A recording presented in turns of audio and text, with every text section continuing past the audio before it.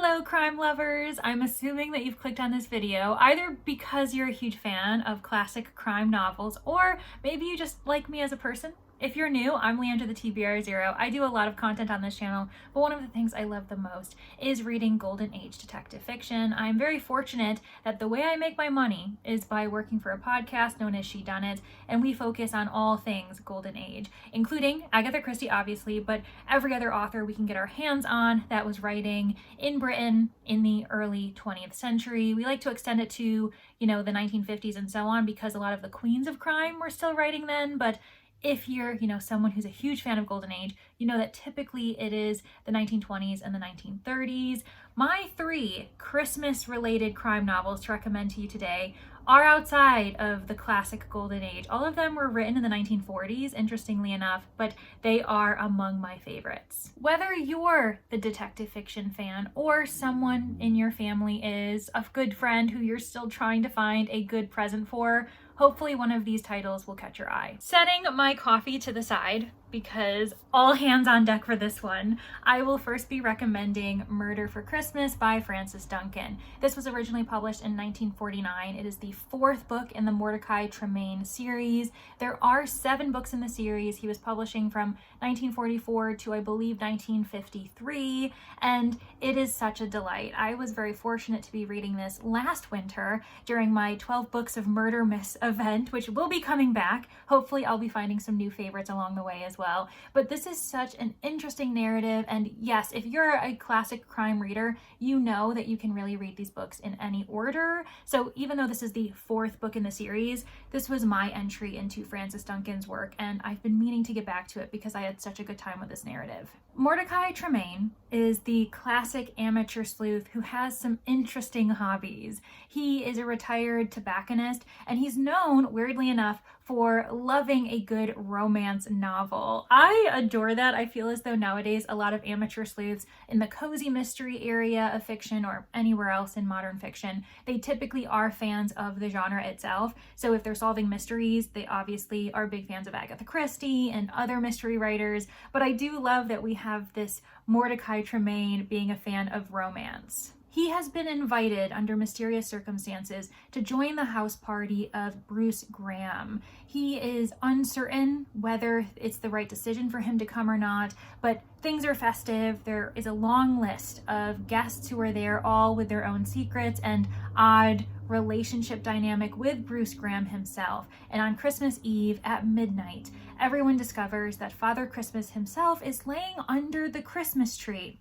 He's not asleep. He is, in fact, dead. And now Mordecai Tremaine has to figure out who killed Father Christmas. I'm not even going to divulge who Father Christmas is, who dressed up as him, but you do know that there is a classic murder mystery going on here. And I just loved the wintry setting, the fact that everyone is kind of forced to remain at this estate while there is a murderer loose, and it just allows for a closed group of suspects. And I really love Tremaine's attitude. He's got a great demeanor, he's a capable detective, and I just found myself fully immersed. It's very atmospheric, very Christmassy, if that's what you want, if you're looking for kind of a bit of a Dickensian type of Christmas moment. Before we move on, I do think that it would be really fun to provide you with a little bit of interesting facts that I learned about Francis Duncan himself as I was trying to refresh my memory about this title. So this is a pen name for William Underhill, and that probably explains why he was in such obscurity before his recent popularity being republished thanks to, I believe it was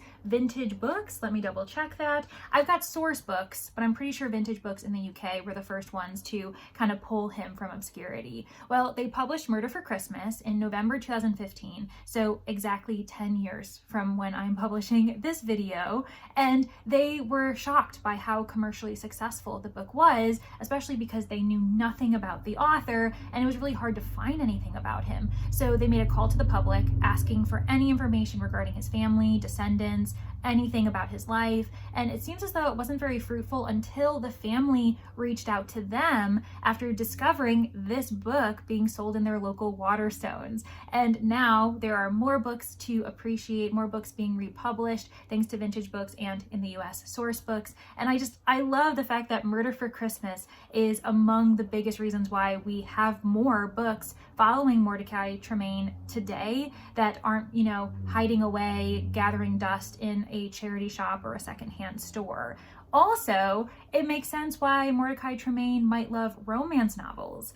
Francis Duncan, being a pen name, isn't the only pen name that William Underhill was fashioning. He wrote 5 historical romances under the name Hilary West. He also wrote children's fiction under the name Robert Preston. So I just think that's quite interesting and something to contemplate when we know so many authors who use pen names. It can be to their detriment, but we're very fortunate that his descendants, his family, were able to bring light his other works, and now we can appreciate more. I need to do that because this is the only book I've read by Francis Duncan, and I really do need to correct that ASAP. The second Christmas crime novel that I'll be recommending is Who Killed the Curate by Joan Coggan. Now, this is the first in 4 novels following Lady Lupin. I think it's a bit of a unique situation where a Christmas novel is the first in a mystery series. Usually it's kind of thrown in the middle somewhere after the detective and the author have gained some success. So I think that that's very interesting, and I had to note that.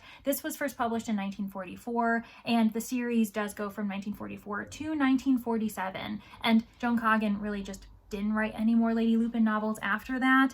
It's kind of interesting, and I think she just ended up following other projects, working on other things. But Lady Lupin is our amateur sleuth, and she is the wife of a clergyman. This narrative actually begins with their meet cute, and they quickly marry, and Lady Lupin follows her husband to the seaside town where his congregation is set, and that is called Glanville, Sussex. Now, Lady Lupin is not made to be a clergyman's wife, and she is a little bit rough around the edges. She's very silly.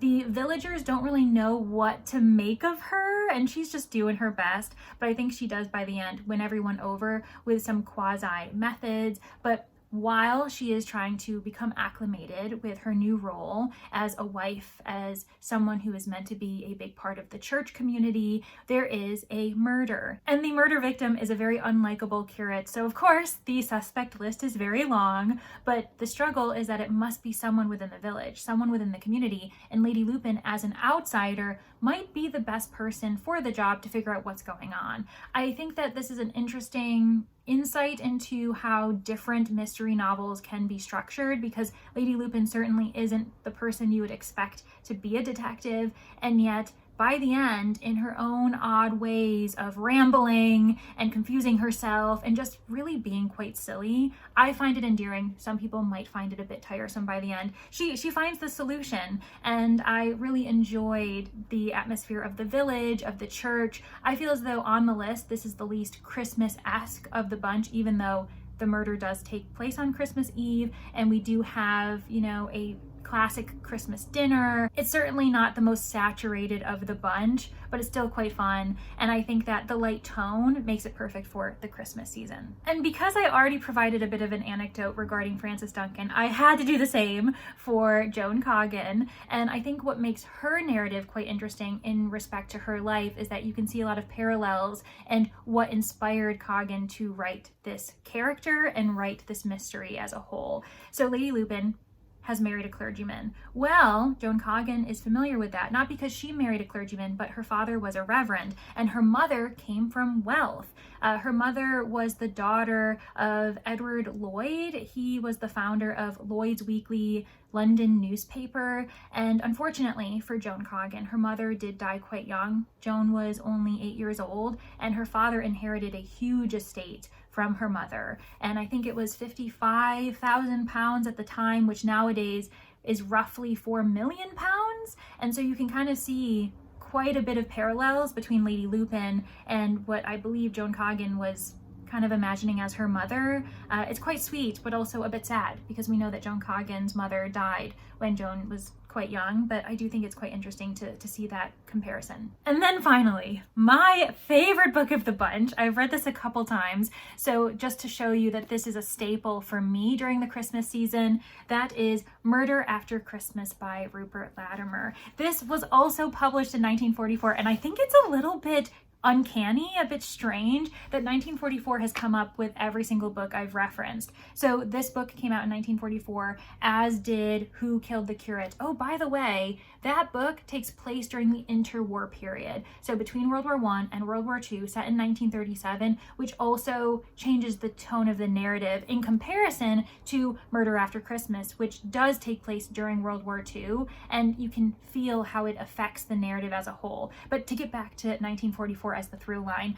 that was the first year that we had a book by Francis Duncan following Mordecai Tremaine. The first book in that series was 1944. As I was saying, this book is set during World War II. There are references to blackouts, to rationing, and it is also during the Christmas season. Our main characters, Frank and Rhoda Redpath, are hosting Christmas festivities this year, and they have a guest that they typically don't expect to join them. It is the old rich Uncle Willie, who is actually the stepfather of Rhoda. Typically every year he vacations, he holidays in Italy, but with what's going on in the world, with the Second World War, he is unable to visit Italy. So instead, trying to escape London, also for safety due to bomb raids and that type of thing, he comes out to the country and stays with the Redpaths with his family. And that news spreads quite quickly, making the Christmas festivities far more fuller than they usually would be, with a bunch of people trying to get into this old man's good graces. And there's the expectation that he should be dying soon because he's so old. And for whatever reason, he just is the luckiest man in the world. And there are quite a few accidents I recall in the lead up to Christmas where he just luckily doesn't die. And everyone's like, what is with this man? Why is he going to be living forever? And then unfortunately, his time does run out. On Christmas Day, he is discovered dressed as Father Christmas in the snow, dead, and weirdly enough, he is next to a snowman that has inside it a secret cache of chocolates. A lot of silliness ensues, but I think that it's just so vibrant and fun. There are so many humorous characters, and I remember when I was rereading this book last year or the year before that I just was reminded of how fun and lighthearted this book is, even with there being murder, and there is a significant amount of cleverness even with the title.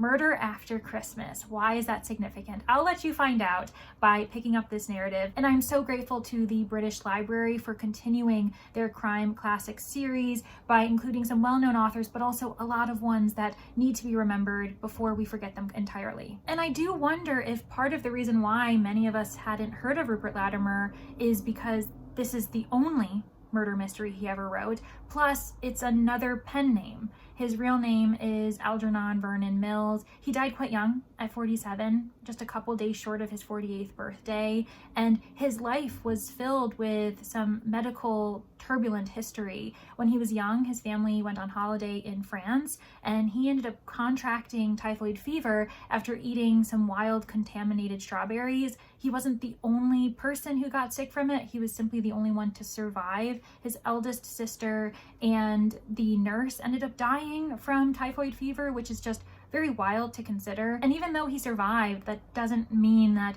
he had perfect health for the rest of his life. He was left with a physical disability as well as epilepsy, which weirdly enough, Joan Coggin also had epilepsy, a weird kind of parallel between two of the three authors I've been talking about today. And then later on in life, after publishing Murder After Christmas, his health continued to decline, his mental health was suffering, and they ended up diagnosing him with a brain tumor, and he died in 1953. So just short of 10 years after publishing this work. It's quite sad, and I think the reason why I'm bringing it up is because it's in opposition to what this book represents, which is just such humor and life of the party. There's so much life in this narrative, and I'm just so grateful that I own it, that I'm able to reread it, and I discovered it early enough in my life that I have many years of rereading to do, and I'm definitely going to be rereading it this winter. And with that, I have given you 3 different mysteries to possibly add to your Christmas reading list or your wish list. Again, maybe yours, maybe a close family or friend who has, a love for classic crime. I truly don't think you can go wrong. Please go buy these books, buy these authors to make sure that they don't fall into obscurity again. And please also include any recommendations in the comments, because obviously I only offered 3. There are many classic crime narratives that are set during the Christmas season or during winter in general. And I would also love to be introduced to a couple new authors that I haven't tried yet, and maybe I can add either this Christmas or in Christmases to come. Thank you all so much for getting to the end. If you have nothing to say, but you do want to prove to me that you got to the end, how about in honor of the winter season, in honor of Christmas and cold weather to come, provide any type of snowflakes or snowy emojis in the comments. And I really do hope to see everyone in the next one. Happy reading, everybody. Bye.